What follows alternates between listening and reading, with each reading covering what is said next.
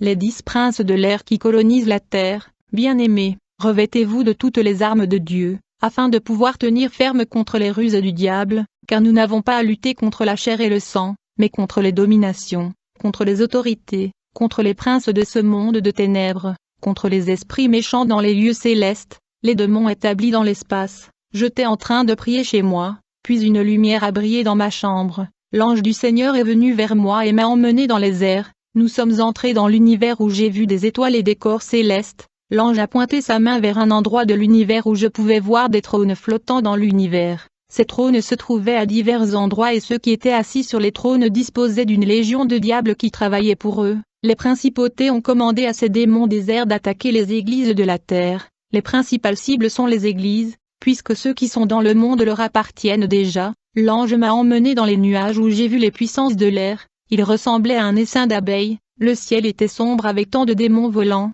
Ils sont terribles et dominent des parties de la planète. J'ai vu 8 autorités du diable qui commandaient leur territoire ici sur terre. Ils sont situés au nord, sud, et ouest, sud-est, nord-est, nord-ouest, sud-ouest. Chapitre 1. Le prince du continent asiatique. L'ange m'a emmené dans les airs où des millions de démons restent. J'ai vu 2 principautés, de grands démons appelés Astaroth et Baal. Ces 2 démons appelés Astaroth et Baal agissent toujours en Israël, en Palestine, en Jordanie et dans toute la région du Moyen-Orient.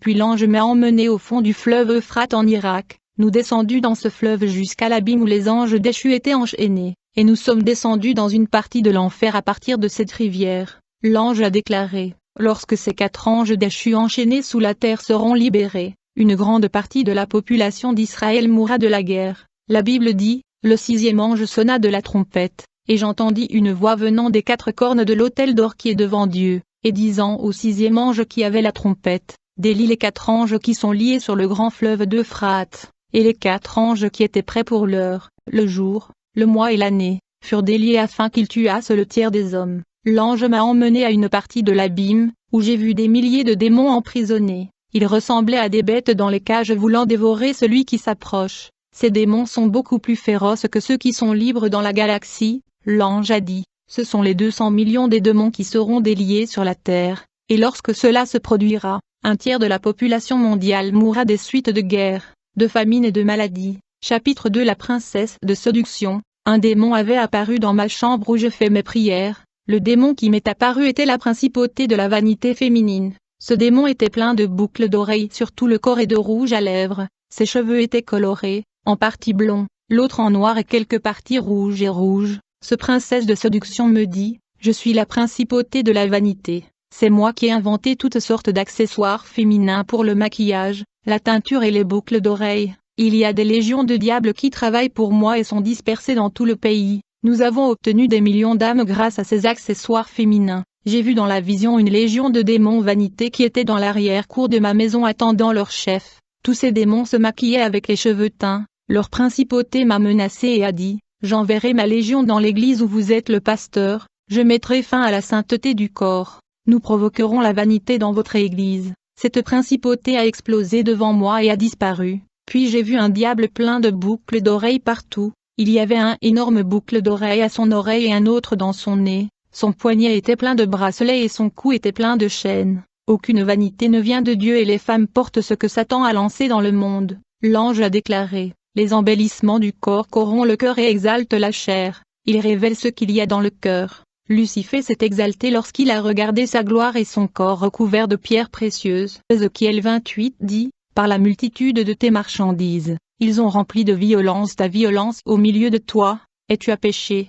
C'est pourquoi je te jetterai comme profane de la montagne de Dieu, et je te détruirai, chérubin, au milieu des pierres de feu. Ton cœur s'est élevé à cause de ta beauté, tu as corrompu ta sagesse à cause de ton éclat, je te jetterai à terre, je te déposerai devant les rois, afin qu'ils te voient. Chapitre 3. Le prince de la guerre. J'étais fatigué, j'ai loué un hôtel dans la capitale au Congo. À mon arrivée, j'ai prié Dieu et dans une vision, j'ai vu le principauté de la guerre. Ce prince de l'air était un démon géant qui incite à la guerre. Il est à la base de guerre dans le monde entier. Dans la mythologie romaine, Mars est le dieu de la guerre ainsi qu'un stratège hors pair, dieu de première importance dans la Rome antique, fondateur et protecteur de la cité.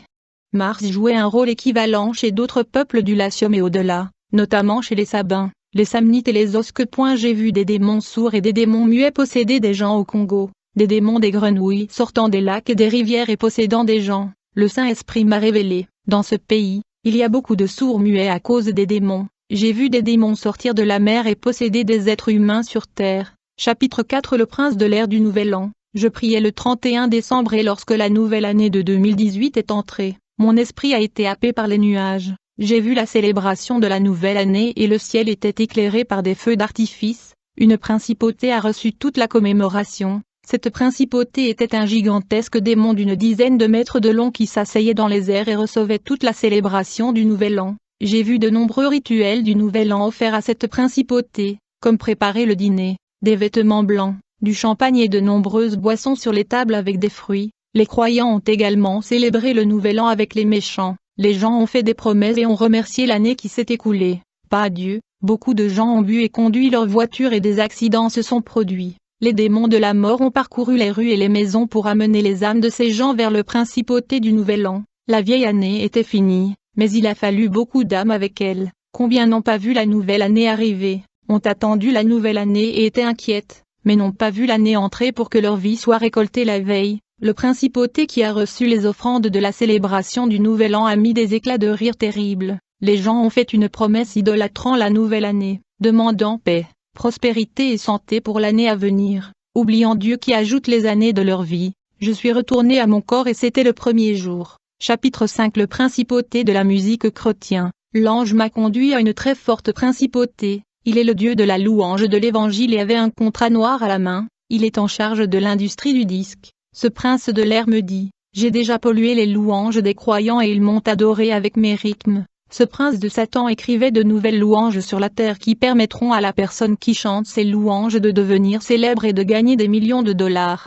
J'ai vu plusieurs papiers avec des lyriques de louanges qui n'ont jamais glorifié Jésus, mais l'homme, avec ses victoires et ses conquêtes, tous les chanteurs qui ont signé des contrats avec ces maisons de disques diaboliques ont automatiquement vendu leur âme. J'ai vu des noms de chanteurs de gospel en enfer qui sont encore en vie sur la terre. Leurs noms sont en enfer et les lieux où ils resteront quand ils mourront. J'ai vu une place pour un duo de chanteurs louant ensemble. J'ai vu une place pour un groupe de rock évangélique. Ils étaient 5 places pour chacun attendant leurs âmes. L'ange a demandé à ce prince de l'Évangile, quel était son but sur la terre. Le démon a déclaré, j'inspire mes compositeurs et je commande le monde évangélique. Le projet que j'ai créé ici a maintenant du succès sur la terre. Les chanteurs sont devenus mes agents qui propagent des hérésies dans la musique. J'ai des prédicateurs de l'Évangile qui sont aussi des produits de mon marché. Dans mon monde évangélique, les chanteurs et les prédicateurs sont obligés de vendre leurs dons et de vendre ce qui est sacré. Je fais des prédicateurs et des chanteurs des idoles et je forme donc des millions de croyants idolâtres au sein de l'Église.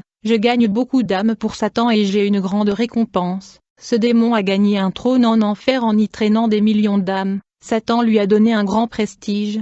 J'ai vu quand il m'a montré sa récompense en enfer. Satan a laissé ce prince régner dans une grande partie de l'enfer et faire ce qu'il veut, tout en laissant des millions de démons pour le servir. Le diable se mit à rire de bonheur, car son projet évangélique conçu en enfer fonctionnait. Cette scène m'a fait peur et j'ai été choqué parce que j'avais rêvé de faire partie de ce monde. L'ange m'a conduit vers le grand démon aux yeux de diable. Le démon m'a montré plusieurs rythmes qu'il a créés et a beaucoup de succès sur terre, et beaucoup de ces rythmes sinistres et ces battements ont été créés en enfer. J'ai vu des démons jouer des instruments en inventant de nouveaux rythmes. L'ange me dit, Hector, Satan était un chérubin de lumière et sa fonction était d'adorer Dieu. Je me suis rendu au cœur et les anges ont loué Dieu. Quand il se révoltait, il a amené sur terre ces chants qui n'exaltent pas Dieu. Le monde et l'ego des gens exaltent Satan. Satan se spécialisait dans la musique profane, et maintenant il fait toutes sortes de louanges au monde. Chapitre 6. Le principauté du temps de la fin. L'ange m'a montré un ange déchu qui était pris au piège dans les chaînes.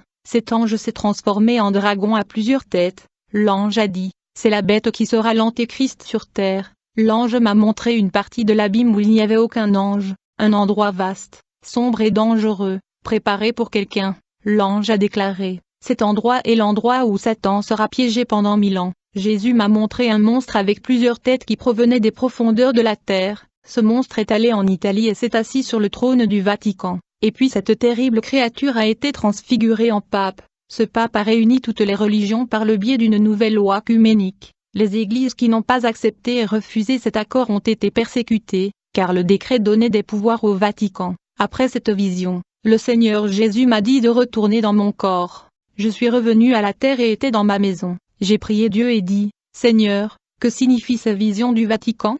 Jésus m'a dit que l'Église ne se lèverait pas avant que les signes ne soient accomplis. Je veux dire à l'Église que les serviteurs de Dieu verront l'Antéchrist. Cela va être le plus grand signe du retour de Jésus, et beaucoup en voyant l'Antéchrist se réveilleront dans leur prière et le dernier réveil viendra sur ceux choisis qui seront enlevés. J'ai vu les démons qui prévoyaient de former le gouvernement de l'Antéchrist, en utilisant tous les politiciens les plus importants de la planète. Je veux dire à tous les croyants de ne pas se présenter aux élections. Il n'y a pas de différence entre les partis, ils sont tous amis et planifient le règne de l'Antéchrist. Ils prétendent simplement être des ennemis au sein des médias pour tromper les électeurs et mentir avec de fausses promesses. Chapitre 7. Le principauté du football. Jésus m'a emmené dans un stade de football rempli de gens excités. C'était la saison de la Coupe du Monde 1994 aux États-Unis. Le Seigneur a dit, ici, dans ce stade, il y a des gens qui viennent de leur pays pour adorer le football. J'ai des domestiques ici, mes serviteurs, mais ce sont des fanatiques de football,